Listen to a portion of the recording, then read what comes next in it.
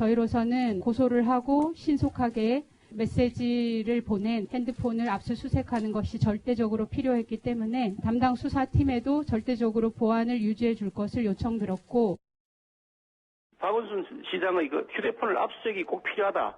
그걸 위해서라도 보안을 지켜달라 했다는 것이 변호사의 얘기인데, 지금도 압수수색도 적어도 휴대폰에 대한 압수수색은 방송돼야 되는 거 아니겠습니까? 누구 말이 맞는지 확인할 수 있는 가장 정확한 자료가 거기에 남아있는데요. 예, 신웅숙 변호사님.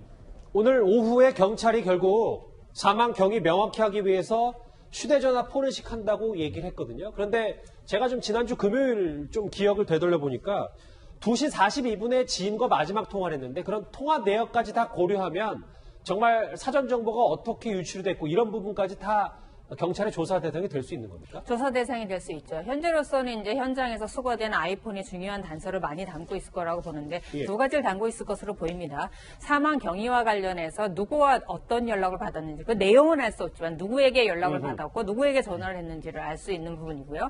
그다음에 대부분의 성범죄가 자신이 사용하던 핸드폰에 그 영상을 보관하고 있는 경우가 많고 문자 메시지가 보관되는 경우가 많은데 예. 물론 본인이 삭제한다고 하더라도 이게 상당 기간 동안 포렌식을 통해서 복원이 가능합니다. 이 복원이 가능하기 때문에 이 핸드폰이 중요한 이제 자료로 사용이 될 것인데 문제는 정말 아쉬운 것이 우리가 성범죄라든가 일반 범죄를 고소를 했을 때 핸드폰의 압수수색이 정말 기묘하다, 필요하다라고 하면 그 보안이 정말 중요하고요. 그렇죠. 고소인 조사가 이루어지고 난 다음에 경찰에 의견서를 제출하고 경찰이 검찰에 요청을 하고 검찰이 판사한테 요청을 해서 압수수색 영장을 받고 그리고 집행을 하는 단계를 거치게 됩니다. 예. 그래서 통상 저희가 일반적으로 처리하면 2주 이상이 걸립니다. 그러니까 그동안의 보안이 절대적으로 중요했던 거죠. 예. 근데 당일날 이게 유출이 됐다는 의혹이 상당히 짙지 않습니까? 그래서 이 핸드폰에 대해서 어떤 자료를 가지고 있는지는 비밀번호 푸는데 아마 수개월이 걸린다고 하니까 그 이후에 나올 것으로 예상되지만 디지털 포렌식이 제대로만 이루어진다라고 하면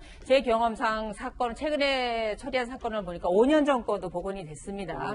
그래서 상당 자료가 복원이 되지 않을까 해서 삭제된 문자 내용까지 복원이 됩니다. 그래서 이 포렌식은 정말 중요한 여러 가지 요소를 담고 있다고 생각하고 그 조회는 정말 필요합니다. 신 변호사님 말씀을 조금 한 번만 더 정리하자면 그러니까 포렌식 하는 건 괜찮은데 아쉬운 부분은 이게 애초에 그러니까 피고소인인 박 시장 측에 이게 지금 고소 여부 사실이 흘러간 것 자체가 이 포렌식 하는 부분에 대해서는 여러 가지 제약이 있을 수밖에 없다. 뭐 제약이 있을 수밖에 없는 게 저희가 포렌식을 실제로 요청을 해보면 자신의 핸드폰을 설정을 초기화해버리면 포렌식이 안 되는 경우가 대부분입니다. 그렇죠. 그래서 핸드폰에 많은 정보를 갖고 있다는 건 그만큼 핸드폰만 만약에 이거 초기화시킨다라고 하면 대부분의 증거가 멸실이 된다는 거죠. 그래서 정말 핸드폰의 압수수색은 모든 범죄에 있어서 열쇠를 쥐고 있다라고 보면 되고 이것이 유출된다는 게 정말 대한민국 사회에서 있었어야 되는 일인가 이해할 수 없습니다. 실시간으로 수사 상황 본인의 고소 여부가 알려진 것 자체부터가 첫 단추가 문제였다. 장혜식 변호사님.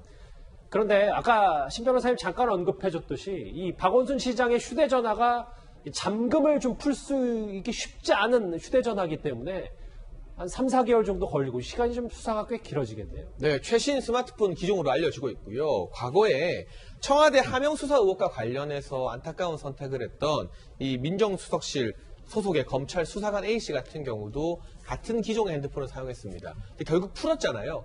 해외 업체도 대동이 되고 했는데 푸는데 3, 4개월이 걸렸거든요.